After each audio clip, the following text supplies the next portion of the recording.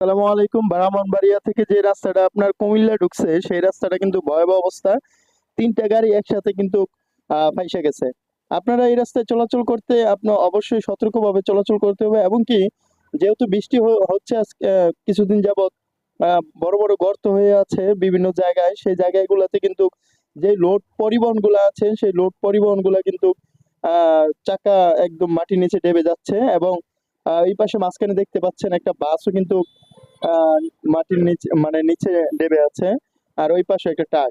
তো এই হচ্ছে ব্রাহ্মণবাড়িয়া এবং কুমিল্লার যেই হাইওয়ে রাস্তা, সেই রাস্তার কঠিন অবস্থা।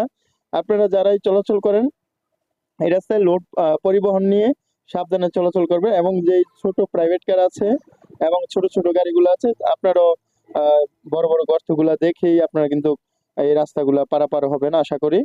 আহ বিশাল একটা জ্যাম আছে এই মুহূর্তে, কারণ আপনারা জানেন যে ব্রাহ্মণবাড়িয়াতে এমনি তো মোটামুটি ভালো জ্যাম লাগে। তো এই দুর্ঘটনার কারণে আরো বেশি জ্যামের মাত্রা কিন্তু এখন বেড়ে গেছে। এই রাস্তা অনেক দিন যাবত কিন্তু কাজ চলছে, ঠিক মানে তো আদৌ কবে কাজ এই রাস্তা শেষ হবে? বাংলাদেশের মধ্যে সব থেকে ধীরগতির কাজ চলছে আর কি এই রাস্তায়। কবে শেষ হবে তা আসলে বলাই বাহুল্য। তো সতর্ক থাকবেন, ভালো থাকবেন সবাই। আসসালামু আলাইকুম ওয়া রাহমাতুল্লাহি ওয়া বারাকাতুহু।